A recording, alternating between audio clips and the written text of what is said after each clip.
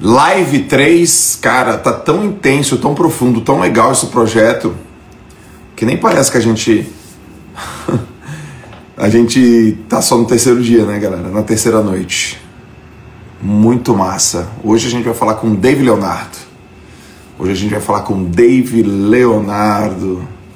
João, meu filho tem 11 anos e ama escutar você. Um beijo. Um beijo pra você, um beijo pro seu filho.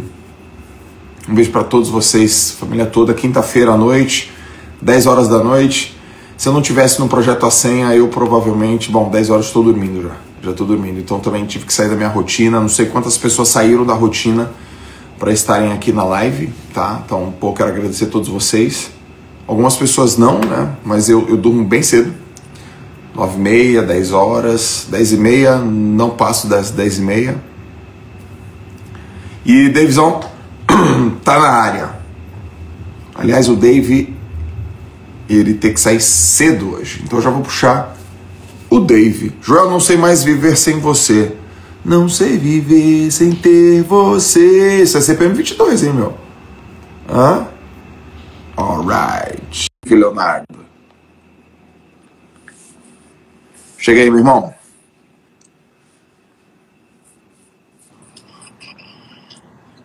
Hello! E aí, mano, beleza? Cara, você é muito bonito, velho.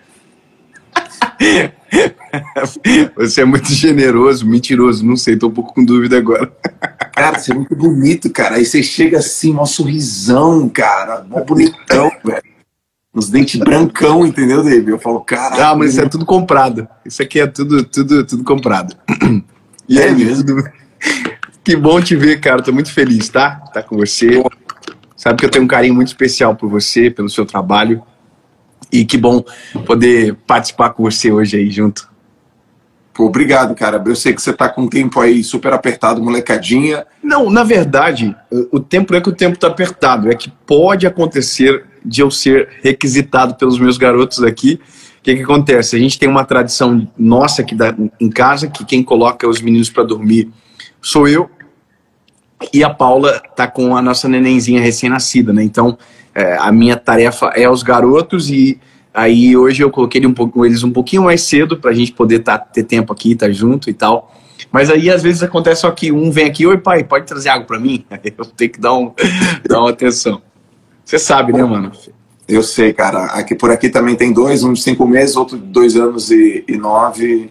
E quem põe pra dormir sou eu também, todo dia. Ah, isso eu vou te falar, cara, pra mim é a melhor parte do meu dia, é quando eu tô com eles no quarto e faço eles dormir. A gente tem uma rotina muito prazerosa, assim, sabe? Nós oramos juntos, eu conto uma historinha pra eles, a gente fala um salmo que é: em paz me deito, logo pego no sono, porque o Senhor está comigo. E eles falam juntos. Então, cara, é delicioso, é muito bom, eu amo esse momento. Eu também amo, cara, também amo, é maravilhoso, assim. A melhor parte do meu dia também é desde a hora que eu busco o João na escola e eu vejo ele. E aí ele fala, papai! É massa, né?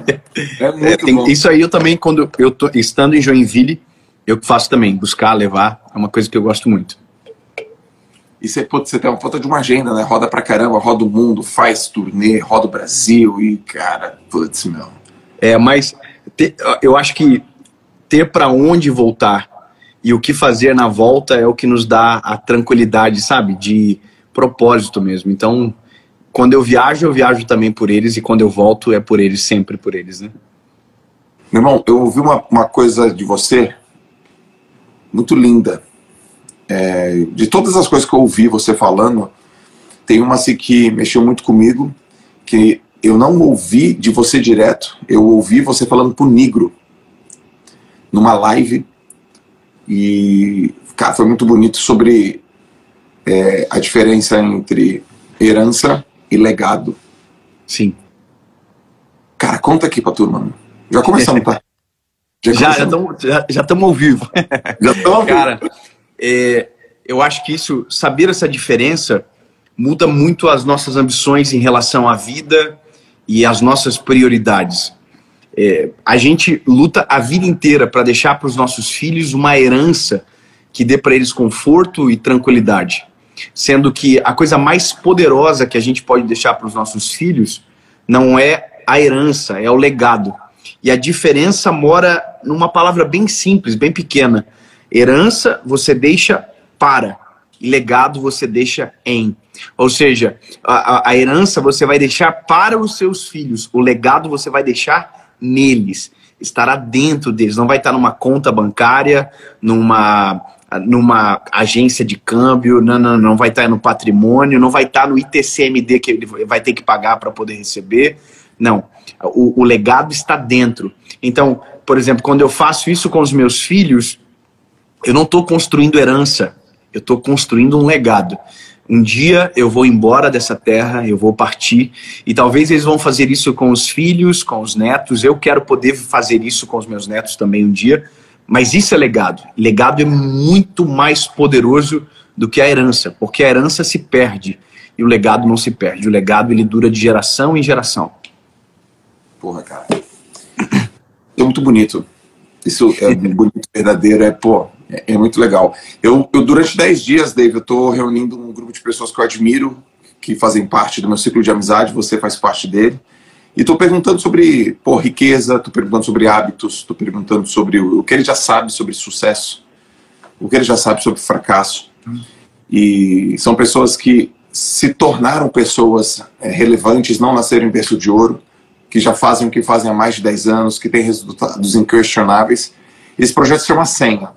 Então a pessoa vai falando como se estivesse dando uma senha, uma chave para ir abrindo algumas portas da maneira certa. Começamos com Flávio Augusto, na terça-feira, e ele está na live. Falou coisas maravilhosas. Vão ter ver o Caio, coisas maravilhosas.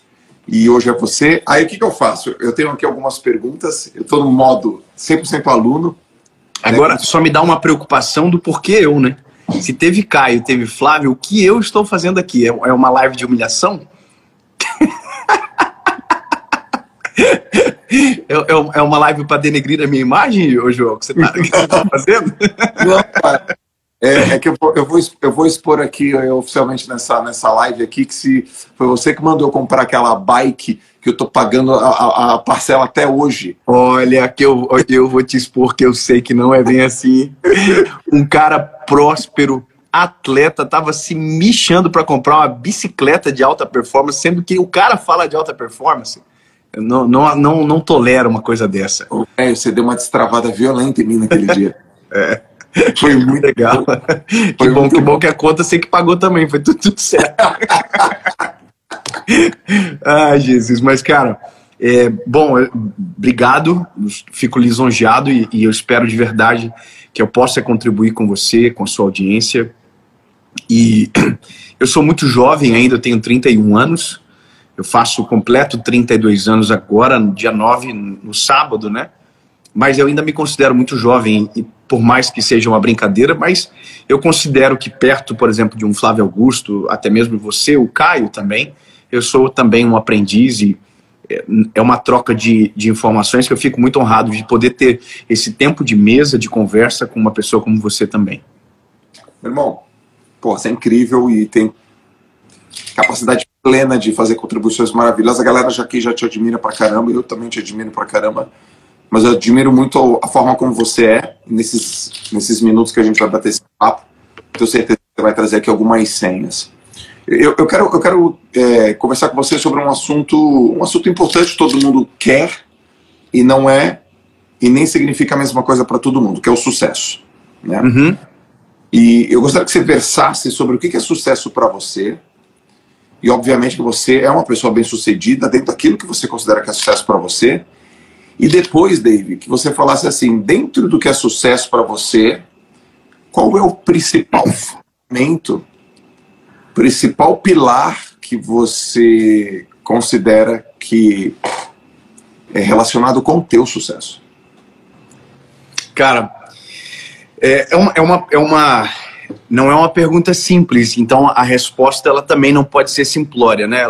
Talvez ela vai para esse âmbito filosófico, é uma característica subjetiva, individual, né, do ser humano, do que é sucesso para um pode ser que não é sucesso para o outro. Então, entendendo, cara, que existe uma subjetividade na resposta, que para você o sucesso talvez seja diferente do que seja para mim, eu entendo que o sucesso está conectado com o propósito. Quando você está vivendo o seu propósito, então você vai desfrutar o que é sucesso. Sucesso não é ser rico, sucesso não é trabalhar na melhor empresa do mundo, sucesso não é ser famoso, sucesso é viver o propósito todos os dias. Porque você pode trabalhar na melhor empresa do mundo e se esse não for o seu propósito, você vai ser extremamente infeliz.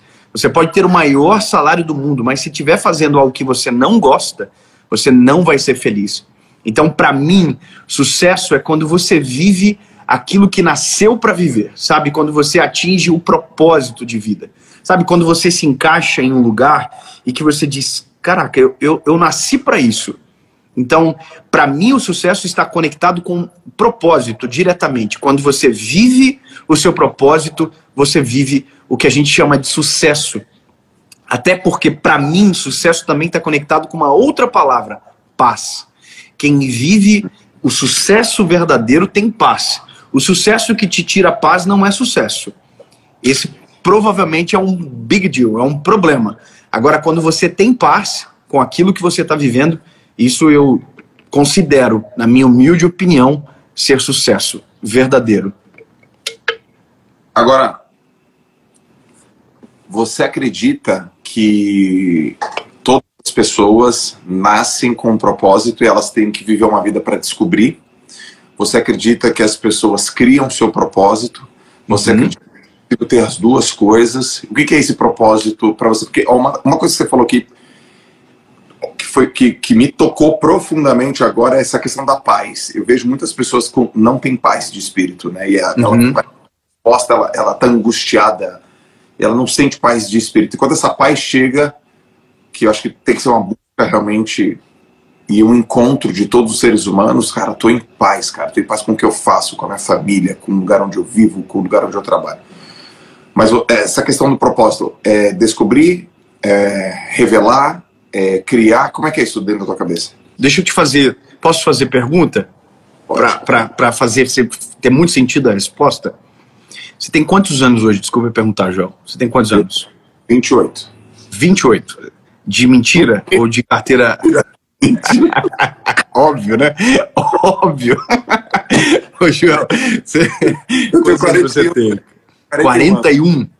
Mas você trabalhou bastante no sol, né? Não, você tá bem. É inveja minha. Você tá ótimo. Olha só. Quando você tinha 30 anos, você tinha... você conseguia vislumbrar efetivamente o que você está vivendo agora? Então, 30 anos, a gente está falando lá 2011. Jamais. Jamais, pronto. Então, eu tenho a primeira resposta. Você não tinha como imaginar, certo? Hoje você está com 41 anos, você é um cara extremamente relevante, as pessoas têm muita admiração por você, o que você faz impacta a vida de muita gente. A pergunta que eu te faço é, hoje, você sente que você está vivendo o seu propósito? Você se sente em paz? Você sente isso, as características que eu trouxe? Sim, 100%.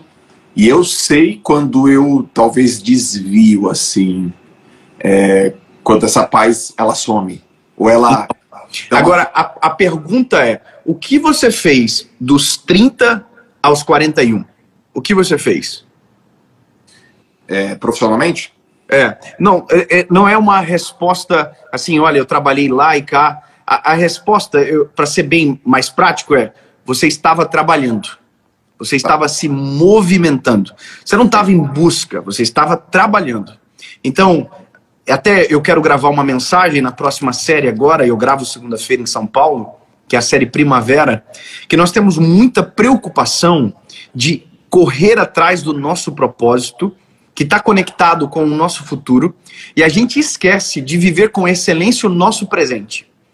Então, ao invés de nós corrermos atrás do nosso propósito, eu tenho que viver aquilo que está disponível para fazer agora, com excelência, com qualidade, com todo o meu coração, porque quando eu faço isso, a corrida inverte. Não é mais que eu que corro atrás do meu propósito, é o meu propósito que me alcança na jornada. Então, o que fez você se encontrar e chegar até onde você está, foi justamente fazer bem feito o que você estava fazendo. Então, provavelmente, hoje você é mais realizado do que quando tinha 30 anos. Mas por quê? Porque você não parou de caminhar. Você não parou de trabalhar. Então, as pessoas, elas pensam que descobrir o propósito é uma fórmula mágica, aonde eu acordo num dia e eu digo, uau, é isso. Não. Eu faço o que faço há 10 anos. Eu, Dave Leonardo. E agora eu alcancei visibilidade, há 3 anos mais ou menos. Só que entenda que, para mim, esse propósito foi descoberto lá em 2012. E não tinha público, não tinha audiência, não tinha relevância, mas eu já havia descoberto o meu propósito. Mas antes disso, eu estava caminhando. Por que eu faço essa construção?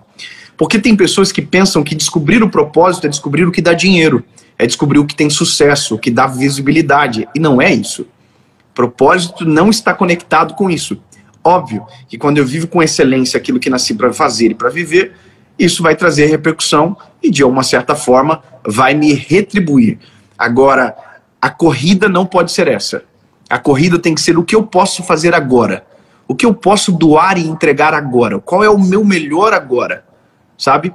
E o que está nas minhas mãos, à disposição, isso eu faço. E aí eu preciso parar de correr atrás dessa questão mística do propósito e começar a viver a minha vida com propósito agora, sabe? Entende? Com clareza, com intencionalidade. Viver minha vida com propósito e de propósito, né? É de propósito, exatamente. Sabe, tem coisas, cara, que elas acontecem orgânicas e elas dão muito certo. Quando elas dão muito certo, eu tenho que transformar o que nasceu de maneira orgânica em algo intencional. Por quê? Porque o orgânico, ele passa, o intencional, ele permanece. Então, por exemplo, eu descobri que para os meus filhos faz todo sentido eu sentar no chão e brincar com eles. Vale mais do que um presente, vale mais do que um carrinho novo, vale mais do que qualquer coisa. Como eu descobri? Orgânico. Um dia eu falei para eles, filhos, vamos construir uma pista de grampo no chão?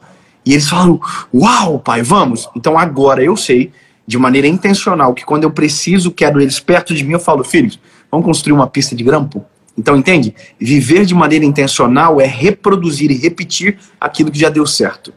Então, eu crio de maneira cíclica, sabe? Até que um dia o propósito fique muito clarificado, bata na nossa porta e traga consigo tudo aquilo que é inerente a viver uma vida plena no Senhor Jesus. Que é o que eu faço e creio com todo o meu coração.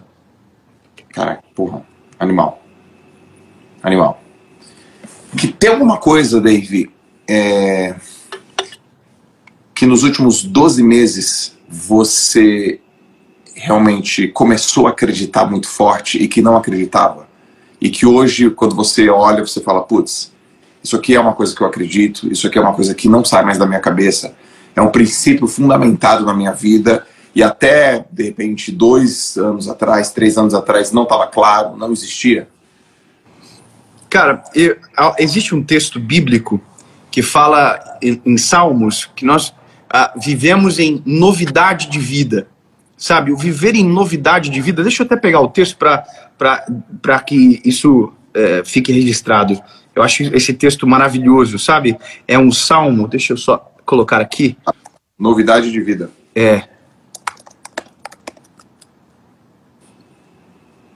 Aqui, ó.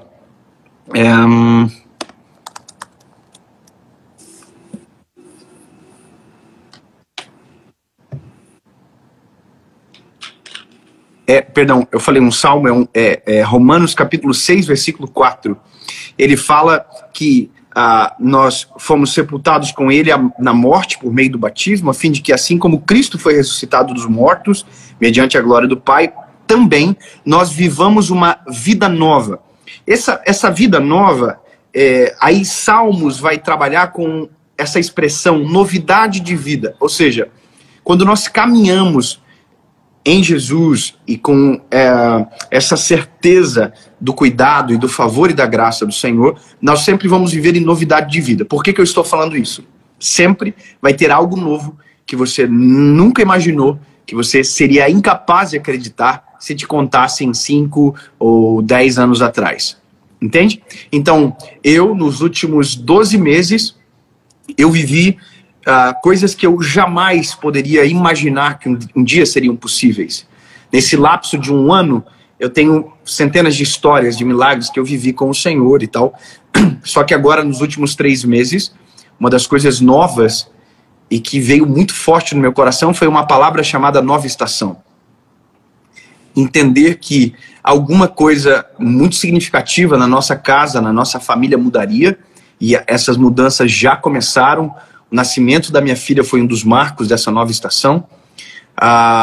O nascimento da nossa plataforma Caminhando Juntos, que nós acabamos de lançar, foi um segundo marco dessa nova estação. A gente está vivendo coisas que são impensáveis e que estão acontecendo pela misericórdia de Jesus, sabe? Então, são coisas novas. Agora, quando você fala de informações que antes eram talvez mais indisponíveis, isso eu confesso para você que, de pronto, eu talvez ficaria devendo na resposta. O que eu posso dizer para você é que as coisas para mim são muito visuais, até por isso que eu tô com a cabeça raspada. É um símbolo de algo que eu acredito, sabe? A mudança de estação é isso, as folhas das árvores caem para que as flores nasçam, entende? Então, no outono, as folhas não caem porque querem cair, elas caem porque elas precisam cair. Porque se elas não caírem, não tem espaço para que as flores venham. Então, a mudança de estação que eu crio é isso, é coisas velhas que vão ficando para trás e coisas novas que estão vindo e chegando agora. E eu disse para minha esposa algumas vezes, eu acho que foram 3 vezes durante a nossa vida de casados, que eu sinto o cheiro de uma coisa nova. E é isso que eu tenho sentido, sabe? Cheiro de uma coisa nova, de algo novo que Deus vai fazer na nossa casa, na nossa família, a partir daquilo que é o nosso ministério. E como eu disse, nós estamos vivendo coisas impensáveis, sabe? Coisas que Deus está nos trabalhando, nos ensinando. Então, eu creio de todo o meu coração que a nova estação é a palavra de agora para mim, sabe? Um novo tempo, preparação, compreensão, sensibilidade para identificar. Porque às vezes a gente está no meio da nova estação com a cabeça presa na anterior, sem entender que chegou a hora de mudança, sabe? Meu irmão, esse negócio de sensibilidade, nova estação, vivendo uma coisa ou passando por uma coisa com a cabeça presa em outra, foi uma das coisas que mais mudou aqui dentro de mim.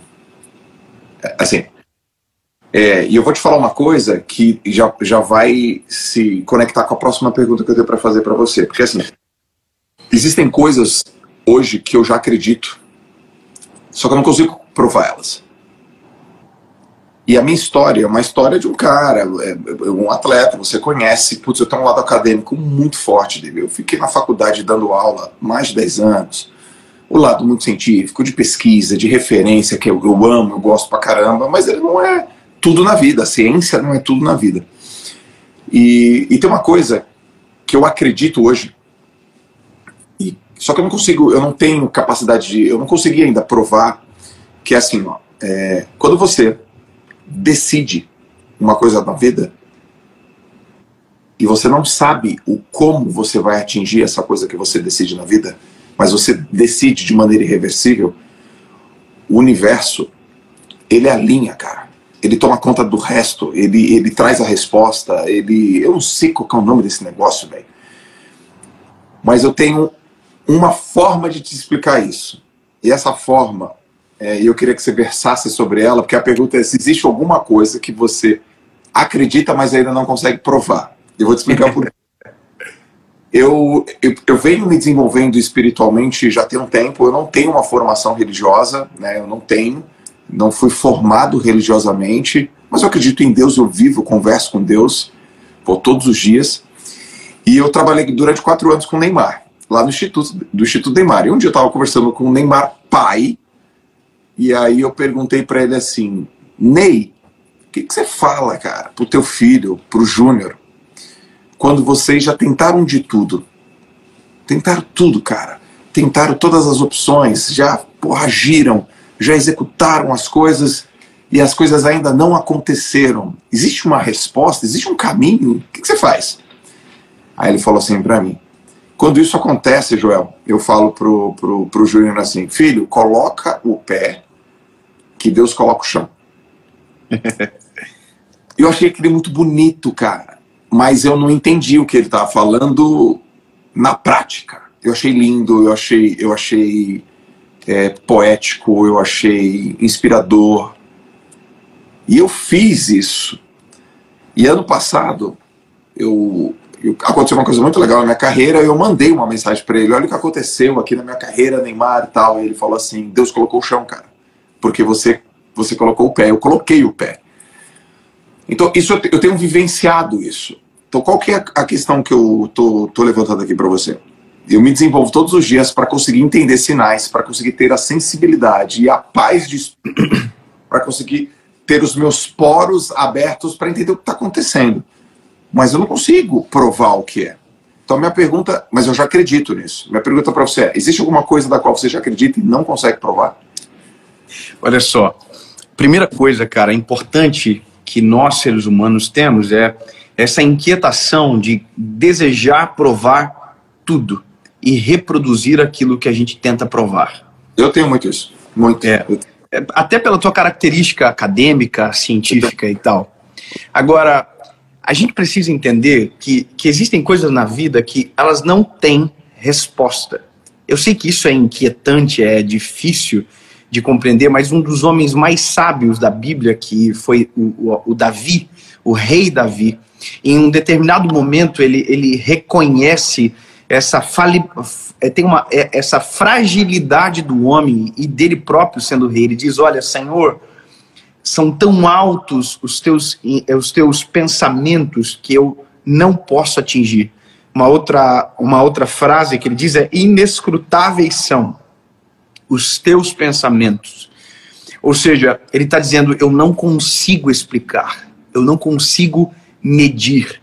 Então, bom, se eu não consigo explicar, se eu não consigo traduzir em palavras, se eu não consigo escrever e de maneira precisa criar uma doutrina sobre aquilo, o que eu faço? Aí eu posso dizer o que você deve fazer, no sentido do que é o que a Bíblia nos instrui: viver. Você pode viver. Então, você não consegue explicar o que significa isso de eu colocar o pé, Deus colocar o chão. Mas você sabe dizer o que aconteceu com você.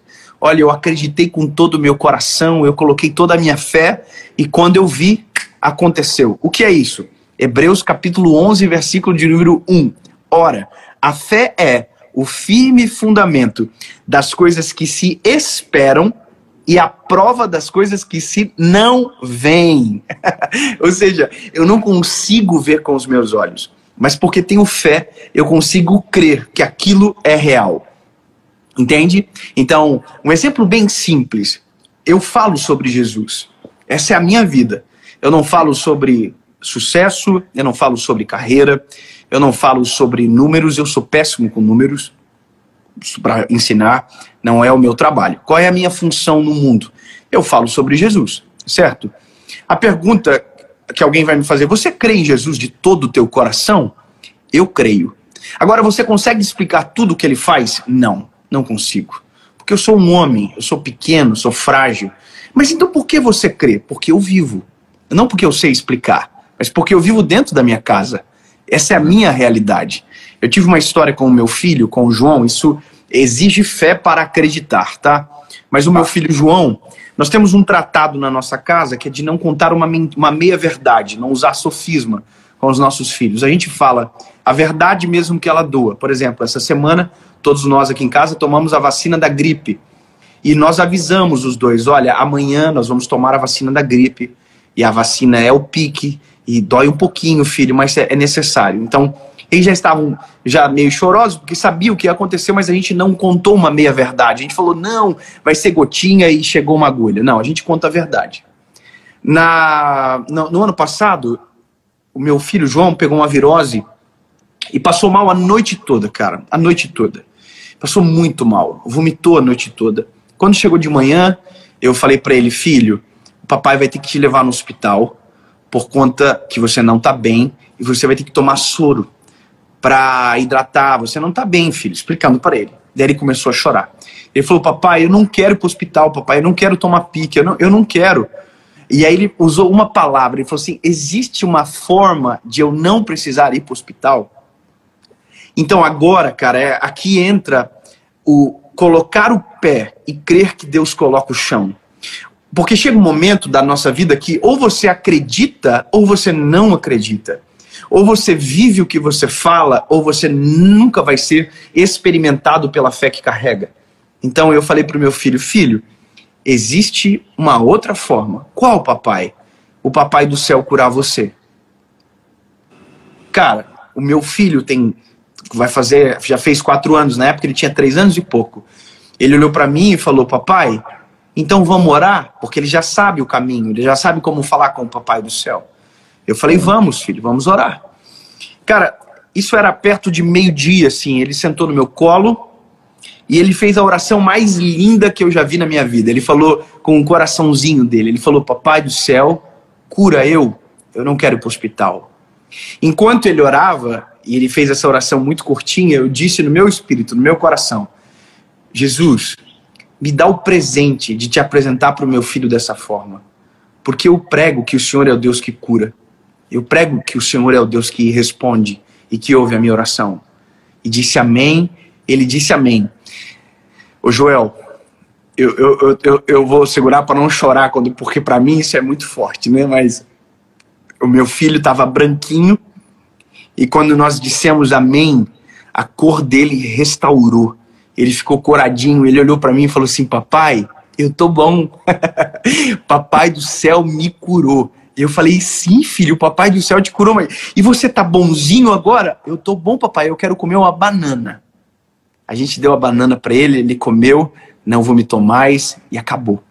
Então entende, cara, que isso é fé. É o firme fundamento. Eu acredito com todo o meu coração. Eu não sei explicar. Mas como eu tenho tanta fé, eu acredito, aí a Bíblia diz que se torna a prova das coisas que não se veem. Entende? Então, tem coisas, Joel, que a gente vai lutar a vida inteira para explicar. E a gente nunca vai chegar numa resposta. Só que se a gente mudar a energia, ao invés de colocar energia para buscar a resposta, a gente colocar energia para desfrutar, para, sabe, experimentar com todo o coração, não existe coisa mais maravilhosa na vida. Porque eu posso tentar explicar o milagre do meu filho. Eu posso dizer, olha, talvez foi psicológico. Alguém pode dizer, não foi psicológico, é porque ele queria muito não ir para o hospital, e aí, por conta do psicológico, é um efeito placebo, e aí ele ficou bom. Alguém vai dizer, não, mas talvez você não deu um remédio que fez efeito 3 horas depois. Você entende? Alguém sempre vai tentar justificar aquilo que você chama de milagre. Eu prefiro esquecer todas as justificativas e dizer, não, isso é milagre. Você sabe explicar? Não, não preciso explicar, porque milagre não se explica. Milagre se vive. Você desfruta, aproveita. E é nisso que eu creio com todo o meu coração. Eu tenho muita tranquilidade de responder, eu não sei. Mas eu desfruto daquilo que eu não sei também.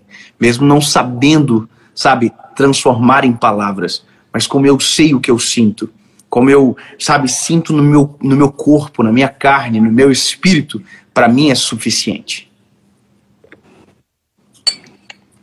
Muito bonito isso, cara.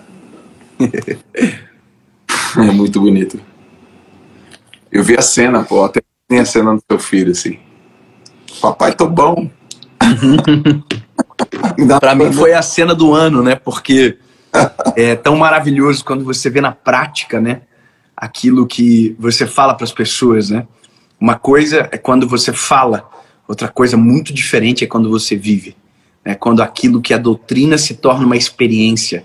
Isso é a coisa mais maravilhosa da vida da gente. Ó, hoje é quinta-feira.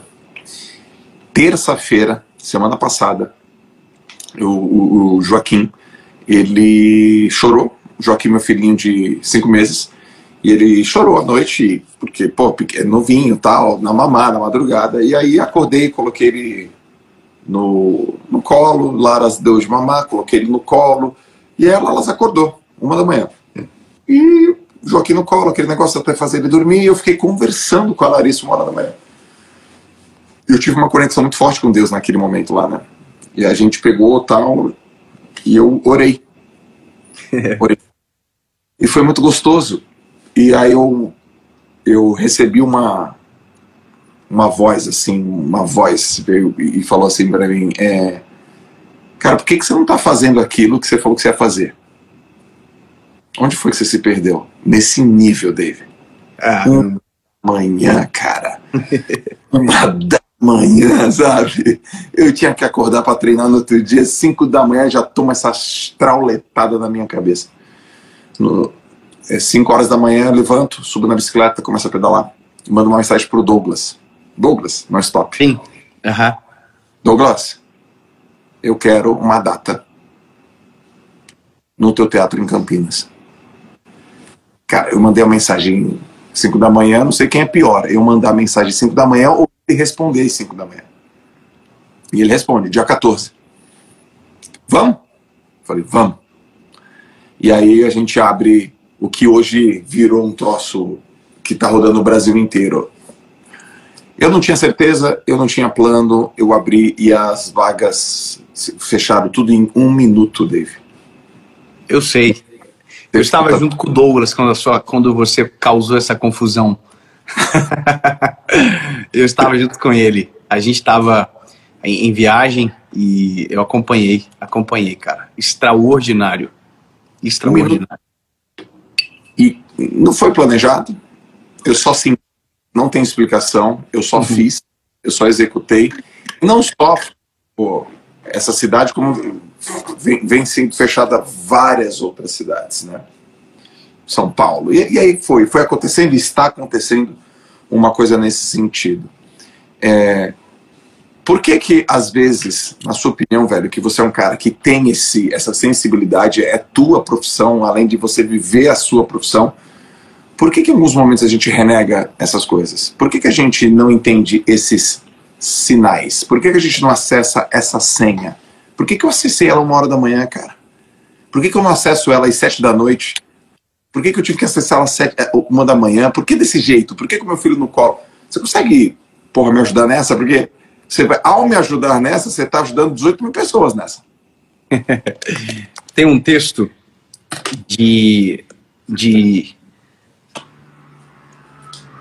aqui, ó.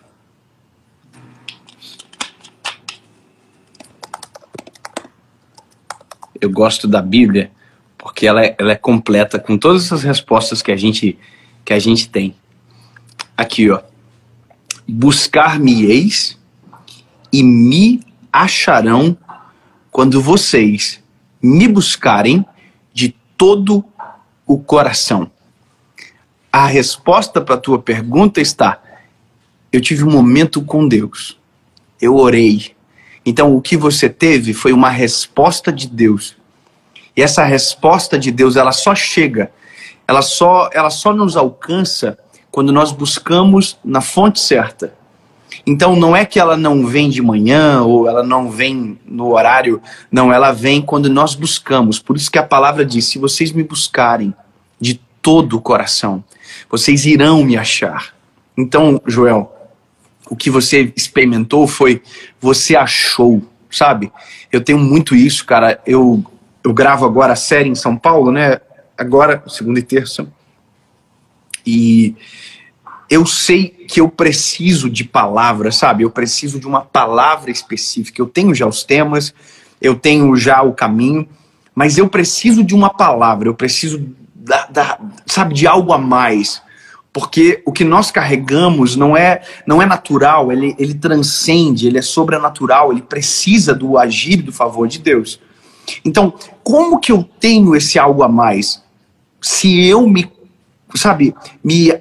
acreditar que o meu talento é suficiente e que eu não preciso, eu vou falar a vida inteira a mesma coisa, eu não vou evoluir. Agora, quando eu entendo que o meu talento não é suficiente, que a minha capacidade intelectual ela não é suficiente, e eu busco no Senhor uma resposta, eu encontro a resposta. Então agora são dias que antecedem. Amanhã, por exemplo, eu tenho o meu encontro marcado com o Senhor. Amanhã eu vou para um lugar quietinho, separado, faço uma fogueirinha e me relaciono com Deus. Sem regras, sem religiosidade, simplesmente um garoto falando para o Senhor Jesus, abrindo o coração e dizendo o que a gente precisa, sabe? A gente cria uma série de regras, de normas, e sendo que o que Deus mais quer de nós é que nós sejamos sinceros, que a gente abra o coração e diga o que a gente precisa, o que a gente está sentindo, por mais que Deus já conhece o nosso coração e sabe, mas quando nós dedicamos esse tempo, nós somos respondidos. Então amanhã, para mim, é um dia de perguntas e respostas. A minha pergunta é: Deus, o que eu preciso dizer? O que eu devo falar? Qual é a direção? Sabe? Porque tem uma coisa que eu não controlo. Eu vou dizer o que eu não controlo. Eu não controlo quem assiste as mensagens quando eu publico e a hora que as pessoas assistem. Sabe o que eu mais amo? Eu recebo pessoas que mandam mensagem para mim dizendo: cara, eu estava precisando de uma resposta e eu abri a internet e esse vídeo veio e foi uma resposta de Deus para mim. Olha que loucura, cara. Então, como isso é possível? Bom, isso é o favor de Jesus, é o favor de Deus. Então, como eu não sei quando, como, a hora, eu preciso estar conectado 100% com Deus, para que essa resposta flua através, sabe, daquilo que eu irei falar. Então, mano, o que você viveu agora com essa experiência de Campinas, que foi orgânico, pode ser intencional. Todas as vezes, Joel, que você precisar tomar uma grande decisão, antes de tomar a decisão, dobra os teus joelhos, cara, dentro do teu escritório, sabe, na tua casa, chama a tua esposa, dobra os joelhos com ela, não para cumprir um rito religioso, não, para apresentar para o Senhor os planos. Há um texto em Provérbios capítulo 16 que diz: o coração do homem faz planos, mas a resposta vem do Senhor. Então, quando nós colocamos em Jesus a nossa ansiedade, os nossos planos, nós somos respondidos e de maneira surpreendente, cara. As respostas de Deus, elas são muito mais surpreendentes do que a nossa capacidade de perguntar. Caraca. É isso aí. Não tem como negar. Não tem como negar. Revisão, como é que estão os meninos aí? Tá tudo bem? Os moleques estão precisando de você? Tudo bem, tudo bem. Estamos tranquilo. Minha esposa já apareceu aqui, acho que já está tudo dominado. Velho, quando você pensa em alguém bem-sucedido, quem é a primeira pessoa que vem à sua cabeça? Billy Graham. Por quê? Billy Graham foi o maior evangelista do século XX. Morreu com 99 anos, pregando uma mensagem. Nunca traiu a esposa. Foi homem de uma mulher só. Construiu uma família e deixou um legado. Isso para mim é sucesso. E para mim é alguém extremamente bem-sucedido. Porque o mais importante não é como você começa, é como você termina. Tem gente que começa da maneira certa, mas termina totalmente destruído. É preferível, então, que você comece de maneira atrapalhada, mas que a jornada e a maturidade te transforme e você termine da melhor maneira possível. A vida não é como você faz agora, é como você vai fazer amanhã. Sabe, é a constância. Então, para mim, é uma das maiores referências, porque morreu pregando a mesma mensagem que pregava quando tinha seus 27 anos. Sem alterar o coração, sem perverter o coração pelas propostas. Eu acho que isso para mim é o maior sinônimo de sucesso que alguém pode ter. É construir uma vida onde você não tem o que falar. Aliás, você pode até tentar, mas nunca vai ser verdade. Sempre vai ser uma falácia, uma criação. Porque o que você fez foi irrepreensível. Você teve verdade em tudo, sabe? Então, para mim, isso é sinônimo de sucesso. Não lembro de um homem muito rico, não lembro de um homem muito pobre. Lembro de um homem que trabalhou muito e sempre, e o que fez construir um legado na geração que o ouviu. A prova disso sou eu. Eu estou no século XXI, me espelhando em alguém que viveu no século XX e que nem sequer um dia eu ouvi ele pregar pessoalmente. Sim. Sim. Billy Graham. Billy Graham. Onde que a gente acha a coisa dele? YouTube, tem um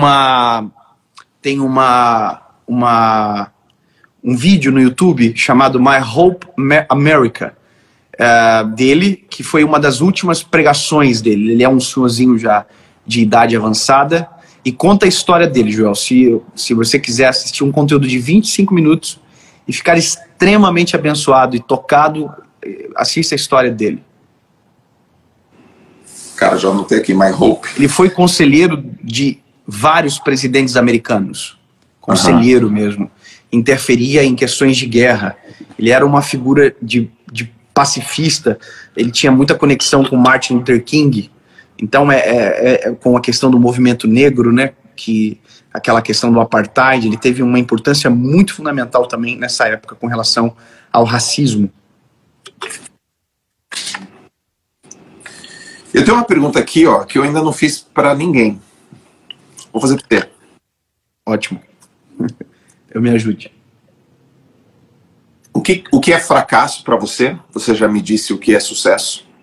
O que é fracasso para você? E se você tem um, aspas, fracasso favorito?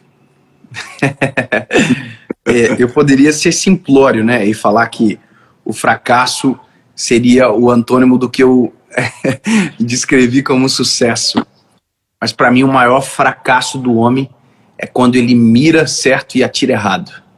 Acho que é quando você vive uma vida que não era para você viver. Acho que isso não é um dos maiores fracassos. Óbvio, falando de maneira física, mas quando você fala de maneira espiritual é perder a salvação. Agora, quando se trata de realidade, de vida aqui, é mirar certo e atirar errado. Sabe? Tem muita gente que começou com os desejos corretos, que começou com as intenções corretas, ele mirou certo, mas atirou a vida inteira errado. Ele tomou decisões baseado na proposta ao invés do propósito. Ele pagou preços muito caros por coisas que deveriam custar mais barato. No sentido de que tem gente que, por conta desses desejos intrínsecos do ser humano, sacrificaram coisas que nunca mais vão voltar atrás, sabe? Então, na minha concepção é isso. Eu conheço fracassados bilionários e conheço fracassados extremamente pobres. Se é que eu me fiz entender isso que eu tô dizendo, sabe? Porrada isso aí, cara. Mira certo é tirar errado. Foi atrás da proposta e não do propósito. Exatamente. Por que você acha que as pessoas erram na hora de atirar? O que acontece? Propósito em detrimento, a proposta em detrimento do propósito, sabe? Quando eu sacrifico princípios para viver uma proposta imediata, ao invés de pensar no médio e longo prazo, que é o nosso propósito, a gente, mirando certo, atira errado. Então, por exemplo, Joel, vou falar algo meu, assim, o que eu faço, a carreira que eu tenho percorrido, ela me dá muita credibilidade, né? Eu tenho um nome a zelar, eu tenho muito zelo por isso, muito cuidado. E por conta disso eu recebo centenas de propostas financeiras as mais variadas possíveis, desde ser alguém que vai fazer propaganda para a marca A, B, C e D, a uma sociedade de negócios, a centenas de coisas como essas, que dariam muito dinheiro, mas porque não estão conectados com o meu propósito, e algumas delas, inclusive, ferem o meu propósito, eu não aceito.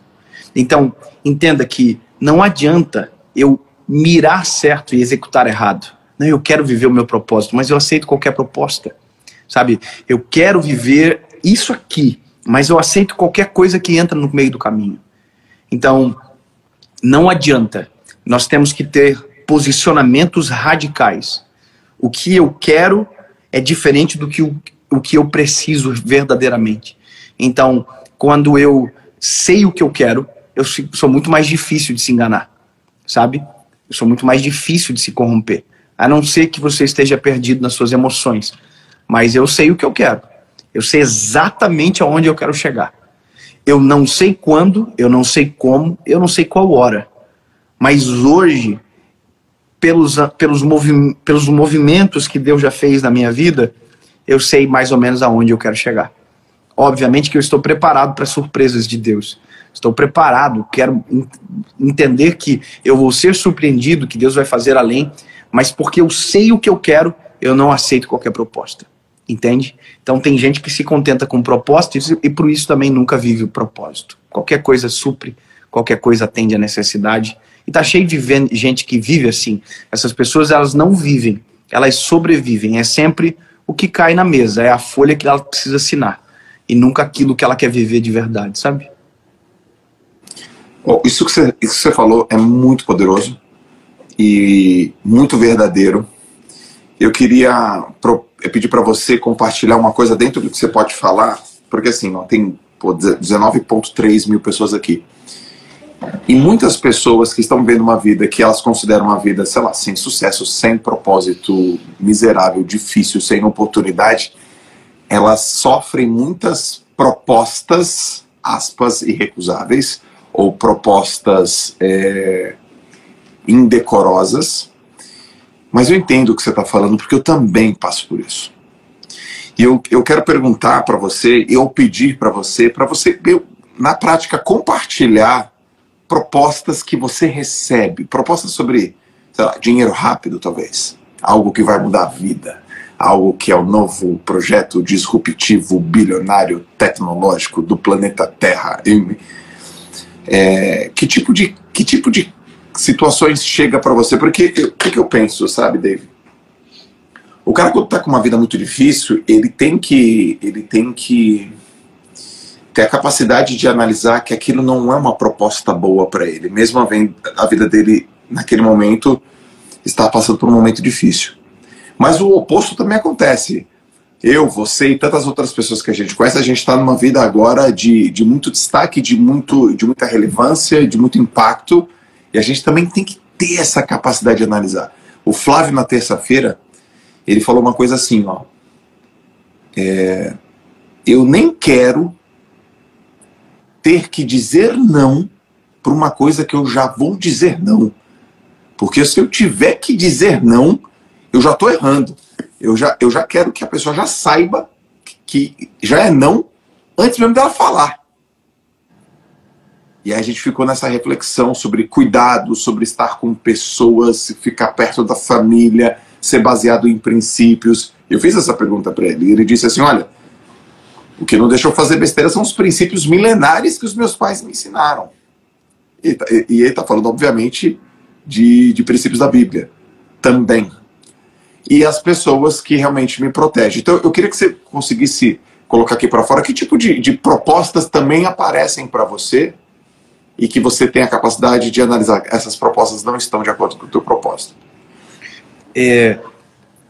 Vamos lá, cara.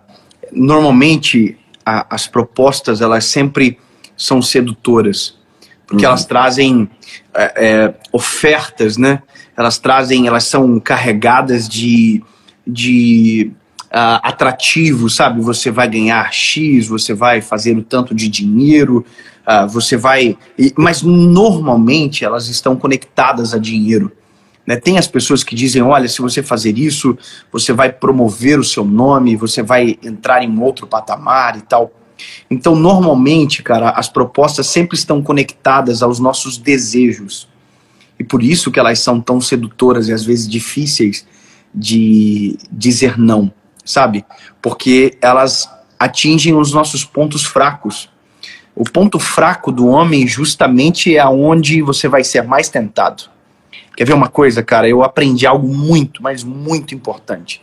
Todos os lugares que são da nossa vida, que existem pontos fracos, é necessário que a gente coloque luz em cima. Como assim? Por exemplo, se você tem problema com a questão de dinheiro, financeira, você precisa contar para quem está perto de você, para quem ama você, que você tem problema naquela área. Por quê? Porque quando a gente coloca a luz em cima, a gente dificulta a possibilidade de cairmos e tropeçarmos naquele lugar. Agora, como nós temos a característica de sermos extremamente orgulhosos, normalmente a gente não revela quais são os nossos pontos fracos. Obviamente que expor ponto fraco a gente faz para quem ama, não para quem não nos ama, porque daí pode ser usado inclusive contra nós. Mas, por exemplo, existem homens, eu vou falar rasgado aqui, que tem problema com pornografia. Um exemplo, são casados e têm uma vida secreta, escondida. Esse cara, Ele só vai conseguir resolver isso o dia que ele chegar para a esposa dele e falar: eu tenho problema com pornografia. Por que fazer isso? Porque o dia que ele fazer isso, ele vai colocar uma luz naquilo que estava escuro e que ninguém sabia. Então, a primeira vez que ele ficar desaparecido por um X tempo, a esposa dele vai atrás dele, porque agora ela já sabe. Então, o fato de ele saber que ela já sabe que isso pode acontecer, ele provavelmente também não fará mais. Por que essa construção? Porque todos os nossos pontos fracos precisam ser trabalhados.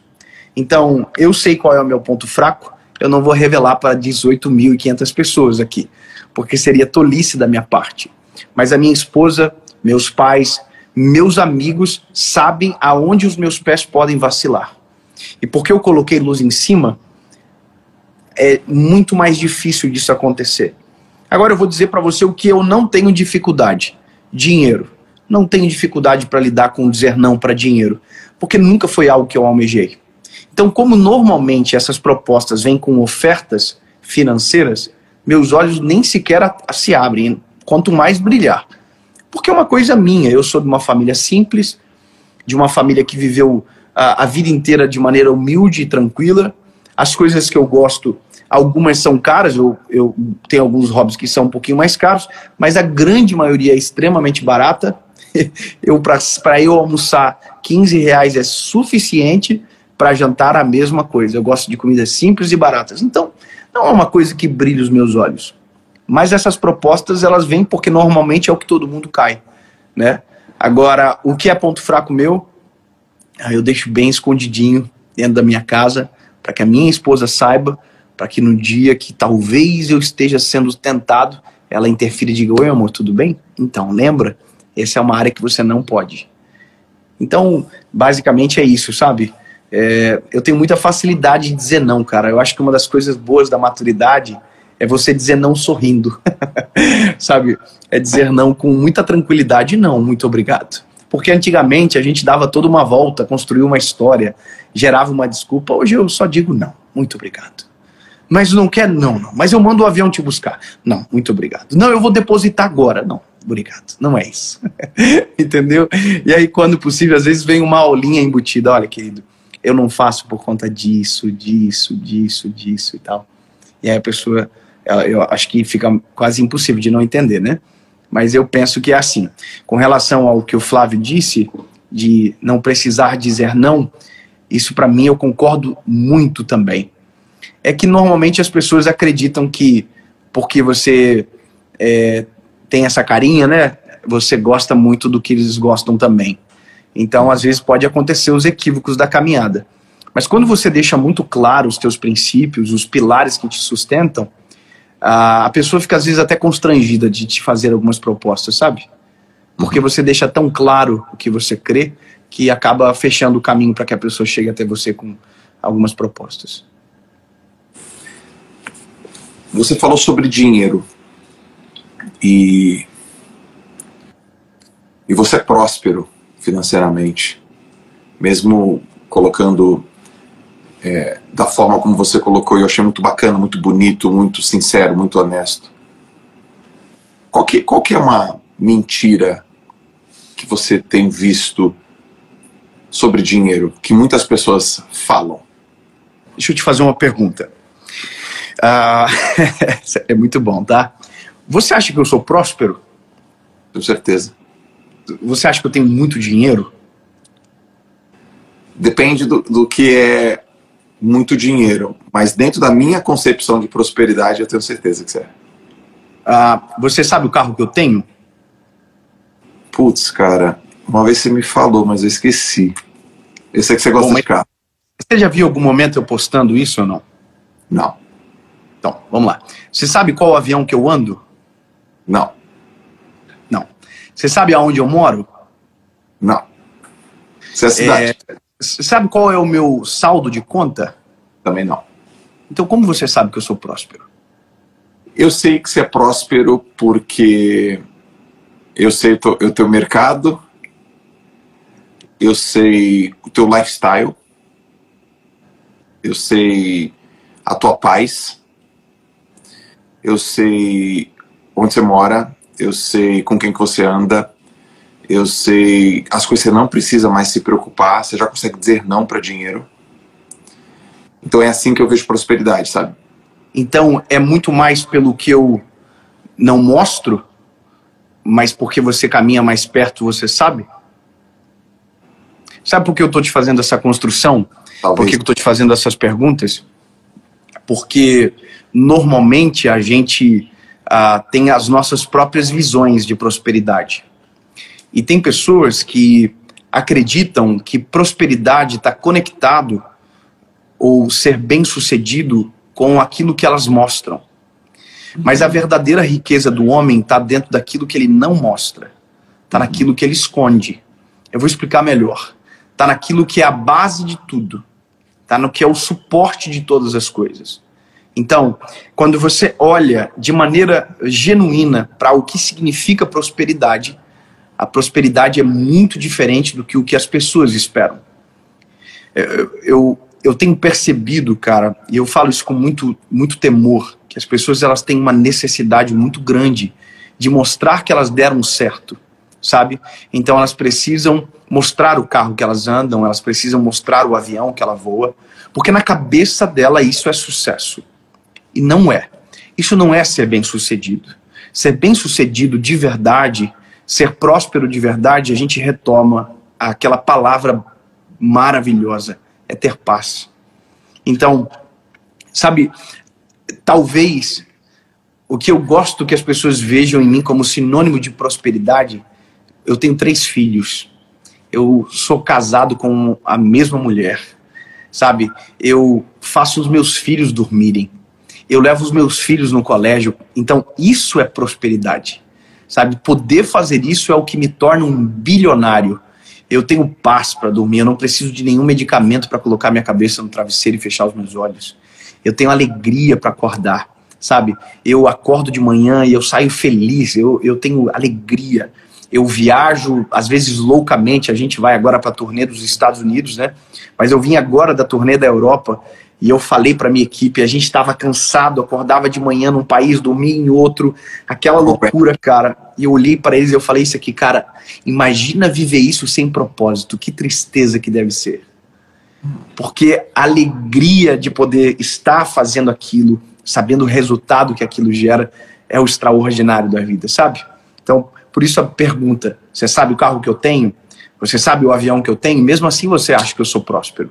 Por quê? Porque você vê sinais. Então, a melhor história são aquela que as pessoas irão contar sobre nós, não a que nós contamos sobre nós mesmos. Sabe? Esse self-promote, ele é tão medíocre na maioria das vezes, porque a gente tentando fazer o certo atira errado, sabe? Mirando certo, atira errado. Então, o problema disso, Joel, é que a gente pode construir na cabeça das pessoas uma visão totalmente equivocada do sucesso. As pessoas vão buscar a vida inteira aquilo que eu vendi como sucesso. E o dia que elas chegarem lá, elas vão olhar, que besteira que eu fiz com a minha vida. Tem um texto de Eclesiastes, capítulo 5, versículo 10, eu amo esse texto, diz o seguinte: quem ama o dinheiro jamais terá o suficiente. Olha que fantástico isso. Quem ama o dinheiro jamais terá o suficiente. Quem ama as riquezas jamais ficará satisfeito com os seus rendimentos. Isso não faz sentido. Olha que poderoso, cara. Então, entende que se eu estiver trabalhando, mirando no fruto, eu não vou chegar lá. Eu tenho que estar mirando no trabalho, no propósito, na razão genuína, sabe? É isso que faz alguém ser bem-sucedido de verdade, próspero. E aí a prosperidade, ela é extremamente subjetiva. Tem gente que vai morar numa casa extremamente humilde. Quer ver uma coisa, cara? Vou contar uma história da minha família. Eu moro num bom apartamento, graças a Jesus. Eu trabalhei bastante, eu acredito que o fruto do nosso trabalho é justo, ele é honesto. Eu gosto de carro, eu tenho um bom carro. São hobbies meus. Eu tenho alguns hábitos que eu gosto e beleza. Agora eu vou contar a história do meu avô. O meu avô estava comigo hoje. Hoje eu levei meu avô no campo de golfe pela primeira vez na vida dele. Ele foi comigo. Ele não sabia nem que aquilo existia. Ele foi lá comigo. Eu almocei na casa da minha avó hoje. Hoje eu almocei na casa da minha avó, comida feita no fogão de lenha. Minha avó fez arroz, feijão, polenta e galinha ensopada. Pensa uma comida maravilhosa, feita no fogão de lenha, numa casa que da sala para a cozinha tem 4 tipos de piso. O teto é de PVC. Casa extremamente simples. Em volta, embaixo, tem kitnet. A minha avó e meu avô alugam para ter uma renda extra. Essa é a vida deles.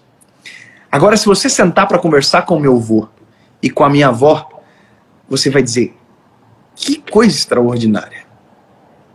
Isso é prosperidade, sabe? E se você olhar patrimônio, você vai dizer, puxa vida, mas se você sentar e conversar, você vai ver quão prósperos eles são.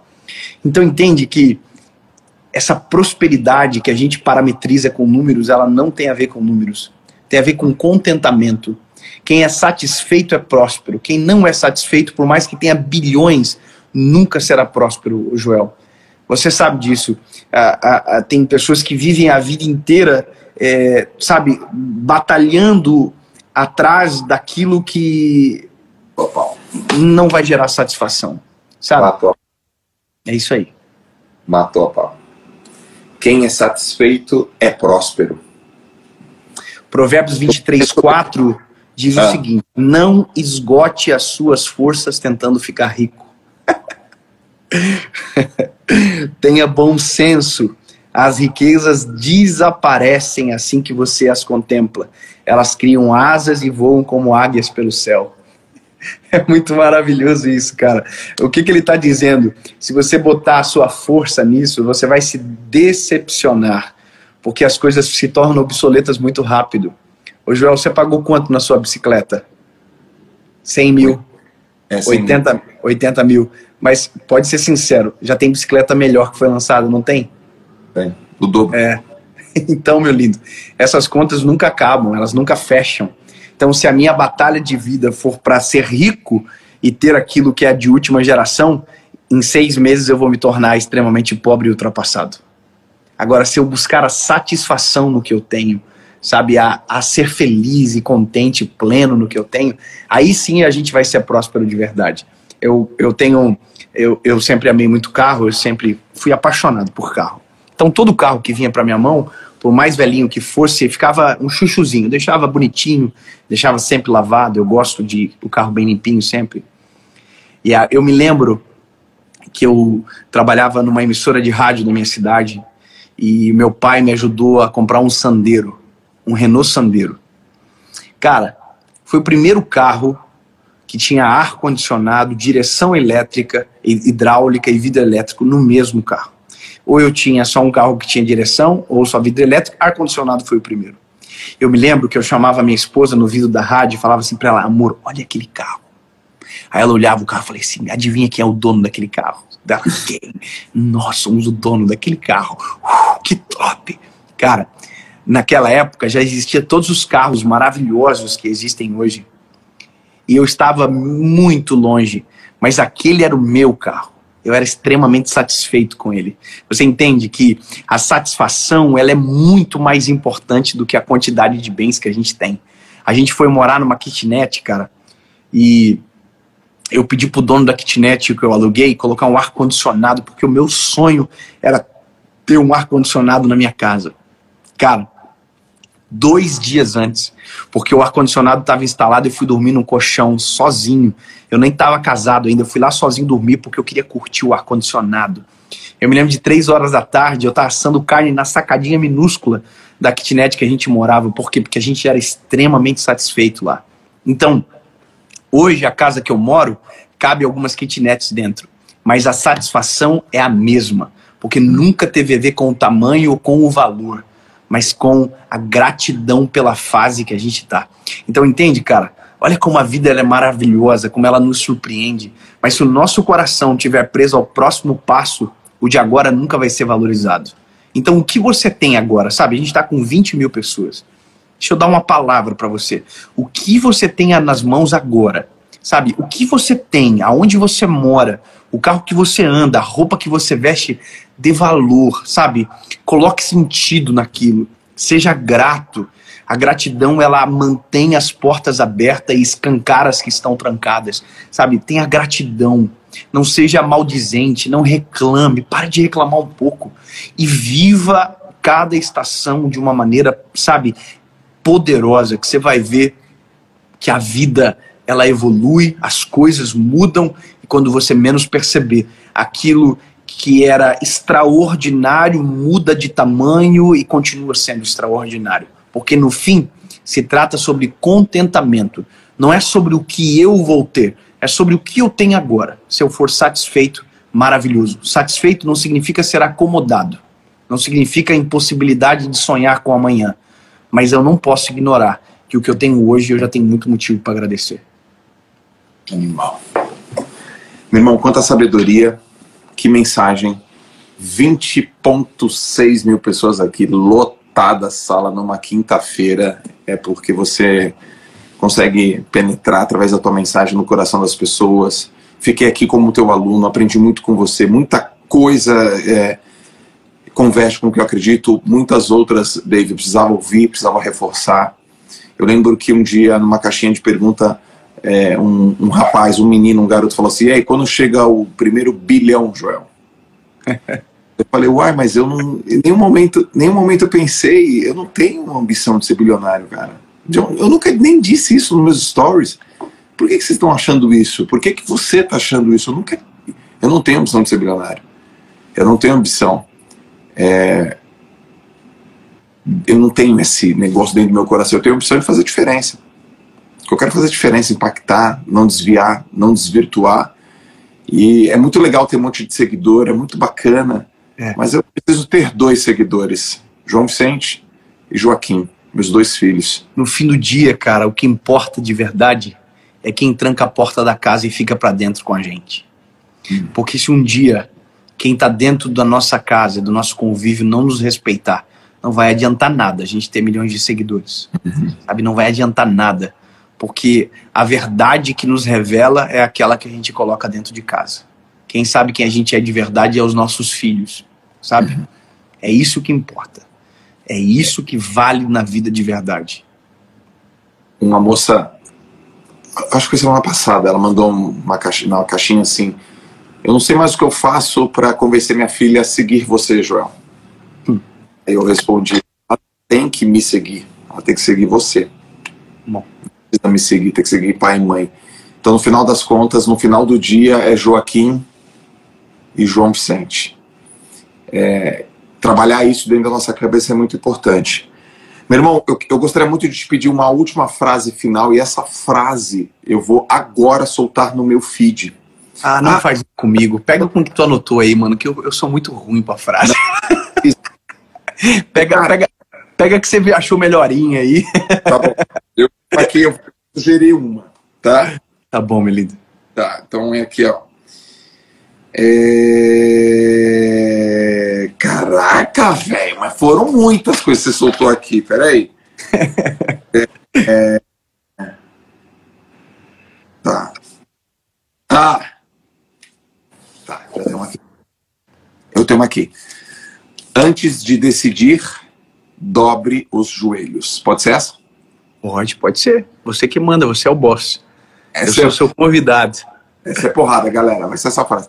Antes, cara, me diz uma coisa. Você tá com turnê aberta, cara? O pessoal pode ir ainda? Então, a de São Paulo agora, que é a gravação da série, que é segunda e terça, esgotou muito rápido. E a gente tem a turnê dos Estados Unidos, que começa na quarta-feira. Na verdade, na quinta-feira. A gente vai fazer uma série de países. Estados americanos, serão 13, se eu não me engano. Alguns lugares já está esgotando ou perto de esgotar. Então, se você é dos Estados Unidos ou conhece alguém de lá, o nome da nossa turnê é O Melhor Dia da Minha Vida. É uma coisa que eu tenho muita alegria. Ela vai acabar essa turnê, então é a última oportunidade. Quem é satisfeito é próspero. Essa é uma frase boa também que colocou aqui, gostei. E a gente vai em qual, cara? Quem sabe você que manda. E, cara, uma coisa importante que eu queria também deixar aqui registrado é que nós acabamos de abrir uma plataforma chamada Caminhando Juntos. É uma plataforma de membros mesmo, de assinantes para caminhar mais próximo. Então, nessa plataforma tem uma mensagem a mais por semana. E as pessoas que são membros da plataforma, elas vão poder assistir todas as gravações de série ao vivo, online, dentro da sua casa. Então, agora, segunda e terça, já tem a primeira gravação. Nós já estamos com um número de membros muito legal. Então, essas pessoas já vão assistir ao vivo. Se você quiser mais informação, tá no meu link da bio lá. Tá na link que tá na bio. É isso aí, tá lá. O nome da plataforma? Caminhando Juntos. Caminhando Juntos. Então, Exatamente. galera, Caminhando Juntos. Com o queridíssimo David Leonardo. E quem é de fora do país, aí dos Estados Unidos, o cara vai estar. A minha agenda tá no site, davidleonardo.com.br, e também tá nos últimos posts do feed aqui. E, Joel, parabéns, cara, pela sua turnê que vai começar. Eu fiquei impressionado, seus números são impressionantes, a quantidade de pessoas. Isso demonstra, sabe, que você é útil. Eu acho que isso é maravilhoso na vida, sabe? A gente se sentir útil para as pessoas. Isso é prazeroso demais. Eu tenho muita alegria, se sentir útil, sabe? Você é útil para as pessoas. Que Deus te dê sabedoria e graça. Deus abençoe a tua casa, a tua família, cara. E conte comigo sempre. Eu detesto fazer live, tá? É uma das coisas que eu mais detesto. Eu tenho um pavor. Porque eu tenho um pouco de preguiça. É um tempo que eu fico muito com os garotos à noite, mas quando o Douglas me falou que era um convite seu, e eu conheço o teu coração, sei da seriedade do que você faz, e por isso eu aceitei e me senti muito honrado pelo convite. E acredito que foi prazeroso para quem está aqui com a gente, para nós, para mim foi extremamente prazeroso. Então, muito obrigado. Para mim também, cara. Eu sei do seu tempo, sei do seu foco, sei do seu propósito. Obrigado pelo seu tempo. Aliás, todas as pessoas que estão vindo aqui estão vindo com o mesmo sentimento que você. Olha, Joel, eu sei dessa proposta, eu sei dessa ideia. Então, são todos amigos queridos e você também é um deles. Obrigado, cara, pelo seu tempo. Então, tá saindo uma frase lá no meu feed, que é a sua frase. Estou citando você, tô marcando você. Lindo. Beijo. Deus te abençoe. Deus abençoe todo mundo aí. Um abraço. Fique com Jesus. Valeu, galera. Beijo pra vocês. Boa noite. Até amanhã. Valeu. É isso aí, turma. Vai lá no feed. Quem tá afim de entender um pouco mais sobre a turnê do Dave, vai lá no link da bio. Quem quiser entender um pouco mais sobre a minha turnê também, na verdade, a turnê já tá meio que fechada, assim, mas eu tenho 3 agendas, 3 cidades que eu abri, que é Goiânia, Brasília e uma nova turma em São Paulo, tá? Toda a minha turnê é super acessível, R$50 para você ir lá e passar um dia comigo. E vai ser super, super, super prazeroso. Eu quero só falar uma última coisa que ontem minha mãe falou no carro para mim. Minha mãe tá aqui com a minha avó num evento. Aí ela falou assim: filho, lembre-se que foram essas pessoas que fizeram você chegar até aqui. Jamais se esqueça disso. Então foi muito legal. Então, todas as pessoas que estiverem também no meu evento, na minha turnê, eu jamais vou esquecer disso. Vou esquecer de todos vocês. Tá no link da minha bio também. Tem acabado rapidinho. Se fizer sentido, vai lá e garante também a sua vaga. Um beijo pra vocês, galera. Foi um prazer falar com todos. Vai no feed, comenta, vai lá, fala com o Dave também. E a gente se vê amanhã, às 21h57, no projeto A Senha. E sobre São Paulo, tá tudo no link da minha bio. Dá uma olhada lá que vocês vão ter mais informações. Beijo, galera. Fui!